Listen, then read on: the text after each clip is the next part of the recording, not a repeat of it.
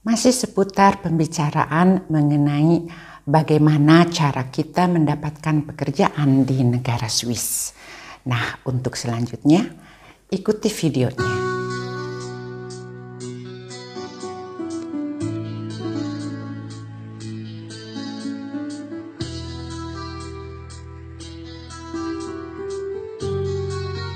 Halo sahabat tercinta dimanapun kalian berada, jumpa lagi dengan saya Pribumi Bandung. Semoga kalian semua ada dalam keadaan sehat, sejahtera selalu. Amin. Baiklah teman-teman, pada kesempatan ini pun saya masih membicarakan masalah bagaimana cara kita mencari pekerjaan di negara Swiss.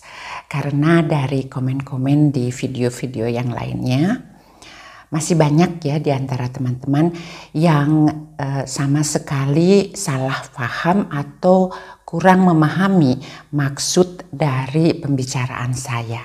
Atau barangkali kalian menontonnya hanya sedikit saja, tidak sampai selesai, sehingga banyak pertanyaan-pertanyaannya yang tidak sesuai dengan konten yang saya bicarakan di dalam video itu. Namun demikian teman-teman, itu oke ya. Jadi saat ini saya akan kembali mencoba menceritakan detailnya, di mana kesulitan-kesulitannya untuk mendapatkan pekerjaan di negara ini. Kalau cara untuk mencari atau mendapatkan pekerjaan di sini itu hampir sama dengan di Indonesia, yaitu caranya dengan kita membuat lamaran pekerjaan. Yang isinya itu selain surat lamarannya tentu dilampirkan ijazah, riwayat hidup, dan juga pengalaman di mana kita bekerja sebelumnya. Jadi itu kurang lebih hampir sama ya teman-teman ya. Cuman bedanya untuk kalian yang berada di Indonesia dan baru pertama kali ingin mencoba mendapatkan pekerjaan di Swiss, nah ini intinya teman-teman.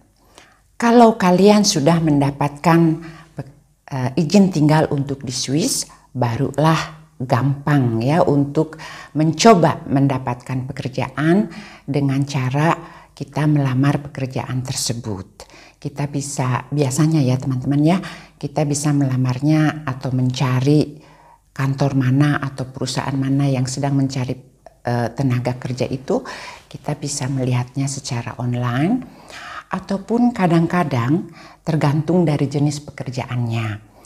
Saya memberikan contoh di sini yang terjadi pada diri saya beberapa tahun lalu teman-teman, sebelum terjadi bencana corona ini ya, dimana saya mencari seorang tenaga kerja untuk sebagai pelayan toko yang menjual di toko ya, demikian.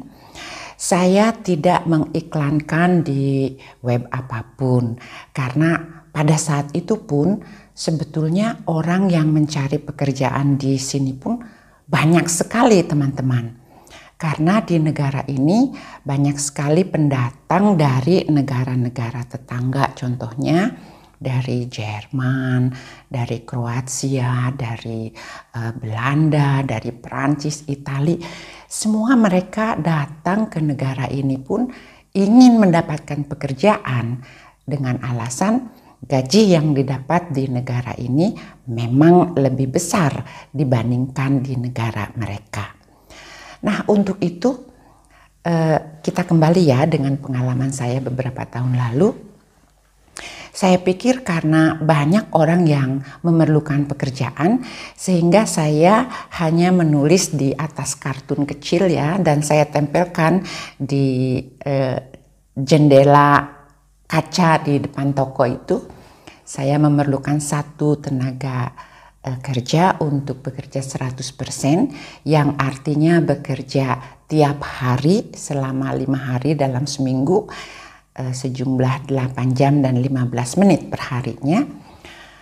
Itu hanya saya tempel aja di depan kaca toko itu. Ternyata teman-teman, dengan hanya menempel begitu saja banyak sekali yang datang langsung masuk ke dalam toko untuk menanyakan apakah tulisan yang di toko itu masih berlaku, masih memerlukan tenaga kerja atau tidak. Nah, di sini saya melihat sekali ya betapa banyaknya orang yang sedang memerlukan pekerjaan. Itu beberapa tahun lalu, teman-teman. Apalagi saat ini setelah bencana corona, keadaan di Switzerland ini pun banyak orang yang kehilangan pekerjaan atau yang di PHK.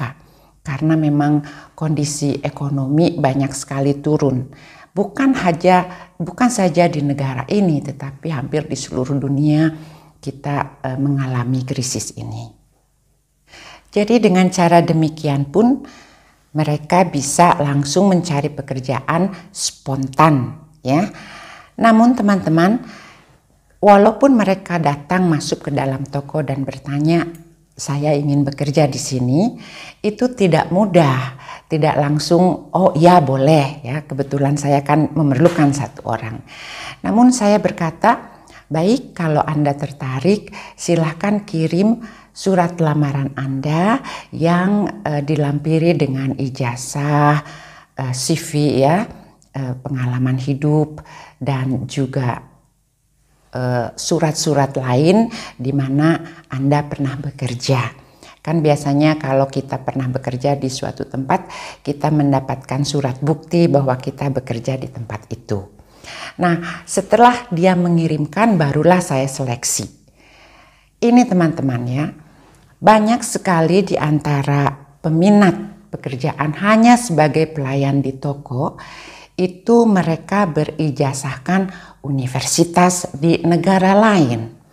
Contohnya ada yang dari Brazil, dari Peru, ya, dari Kroasia. Dia mempunyai ijazah sarjana. Kalau saya lihat dari lampiran yang ada dalam surat pekerjaannya.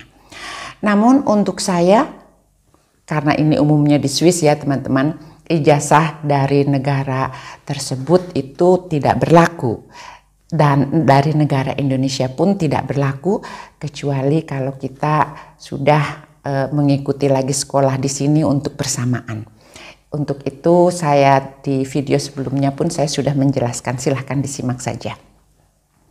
Nah, yang saya lihat adalah pengalaman dia bekerja sebelumnya. Apakah dia sudah pernah bekerja di branch yang sama sebagai penjual di toko atau tidak.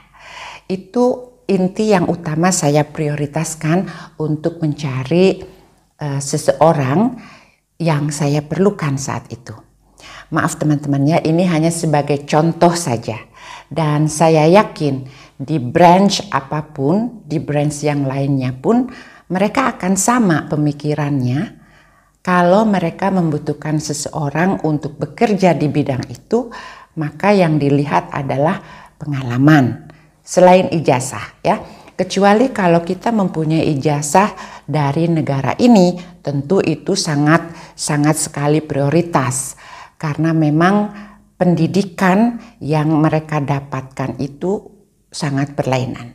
Jadi saya bisa katakan kalau seseorang di sini sebagai insinyur itu betul-betul profesional di bidang itu, atau juga itu yang sekolah tinggi ya, saya akan memberi contoh hanya sebagai tukang kebun atau gardener. Di sini itu dia harus sekolah di bidang itu, barulah dia bisa jadi tukang kebun. Nah, inilah perbedaannya. Kenapa ijazah di sini dan ijazah di Indonesia itu lain ya diakuinya. Karena memang untuk jadi seorang gardener saja, jadi tukang kebun, itu di sini ada sekolahnya. Dan tentunya juga untuk jadi profesi lainnya, sebagai pelayan toko, verkäuferin, di sini pun perlu sekolah 3 tahun teman-teman. Jadi ini kan sangat beda sekali. Di Indonesia kita hanya untuk jadi pelayan toko, kita lulus SMA, itu sudah bisa ya mengapply pekerjaan tersebut. Kalau di sini juga bisa, cuman itu prosentase untuk mendapatkannya itu lebih sedikit dibanding seseorang yang mempunyai ijazah Verkäuferin atau ijazah sebagai pekerja di toko. Nah, kalau persyaratan yang diminta oleh perusahaan atau oleh kantor yang kita ingin bekerja di situ sudah kita penuhi, maka biasanya di sini itu kita akan mendapatkan telepon atau email untuk Vorstellungsgespräch atau untuk interview. Di situ kita akan dipanggil untuk menghadap dan kita akan mendapatkan langsung ya face to face ya, langsung secara tatapan muka kita akan diberikan pertanyaan-pertanyaan. Dan di sini tentu sangat penting sekali bagaimana kita bisa menjawab semua pertanyaan yang ditanya sama orang yang akan mengambil kita sebagai pekerjanya. Kalau proses itu sudah selesai, ya kita disuruh pulang ya. Dan dia akan mengatakan kami akan mengirimkan kabar secepatnya apakah Anda diterima bekerja atau tidak.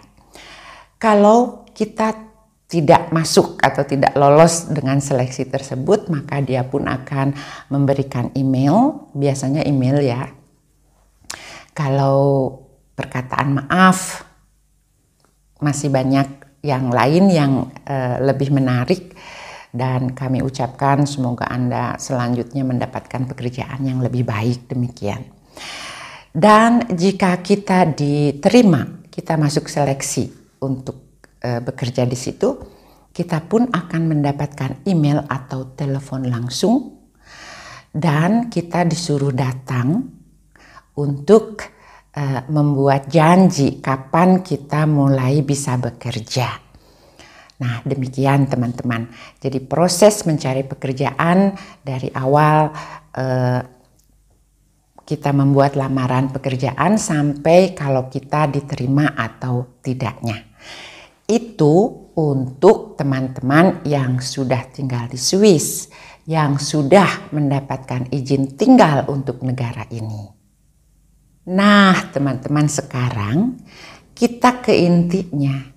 Kan untuk tinggal di negara ini kita memerlukan izin untuk visa ya. Di sini banyak sekali teman-teman yang belum memikirkan hal itu sehingga mereka bertanya gimana sih cara kerja di sini. Yang pertama, kita harus membuat visa. Dan ini teman-teman, untuk informasi yang lebih jelasnya sebetulnya mudah sekali.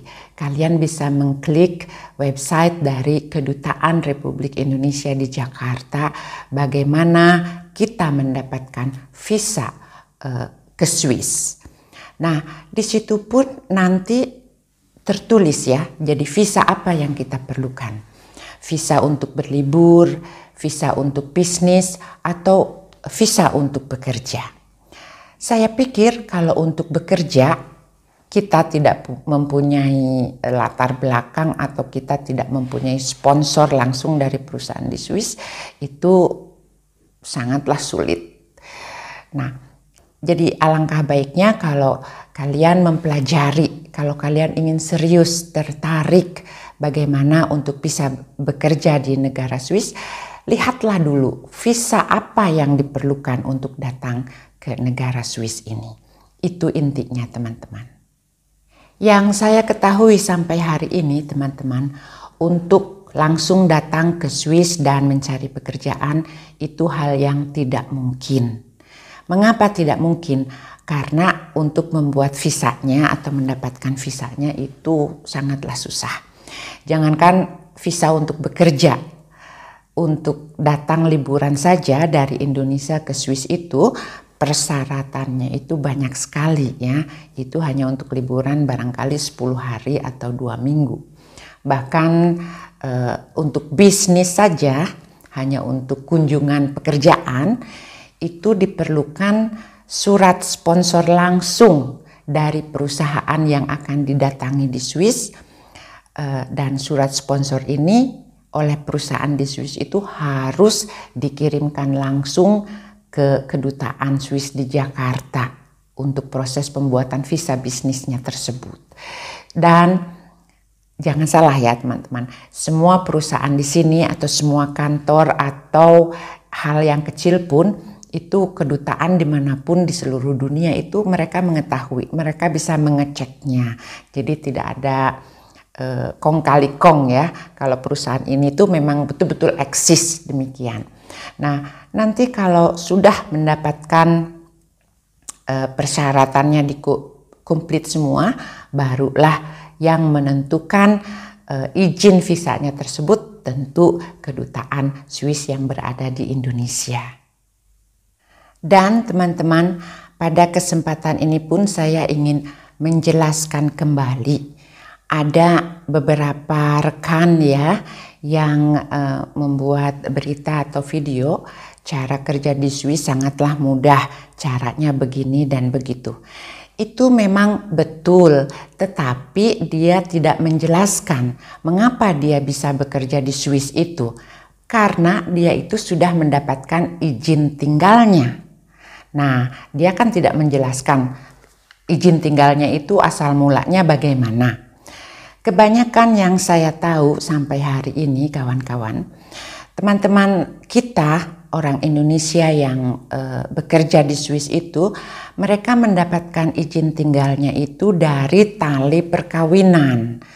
Jadi karena mereka kawin dan dengan warga negara Swiss atau warga negara Eropa lainnya yang suaminya bekerja atau tinggal di Swiss, maka dia otomatis mendapatkan izin tinggal di Switzerland.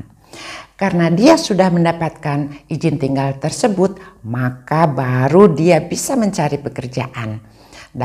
Nah, di sini saya melihat ya, dia tidak menjelaskan kalau asal mulanya itu bagaimana dia mendapatkan izin tinggalnya. Jadi dia hanya menjelaskan, oh cari kerja di Swiss ini begini. Nah, jadi kan ini membuat bingung teman-teman yang tidak tahu kalau sebelum mencari pekerjaan itu sebetulnya izin tinggalnya ini yang susah untuk didapatkan. Demikianlah sahabat tercinta penjelasan yang bisa saya sampaikan sesuai dengan pengalaman saya selama saya tinggal dan hidup di negara ini. Semoga penjelasan ini dapat lebih mencerahkan ya, dapat lebih dimengerti oleh sahabat semua. Dan jangan lupa, jika saja ada kritik atau komen dari kalian semua, saya open ya, silahkan tulis di komen di bawah ini. Dan juga bagi teman-teman yang menyukai video saya ini, jangan lupa untuk support, subscribe, like, tekan loncengnya, atau di-share ke teman-teman lain sehingga mendapatkan informasi yang diperlukan. Terima kasih sekali lagi, sampai jumpa di video selanjutnya. Goodbye.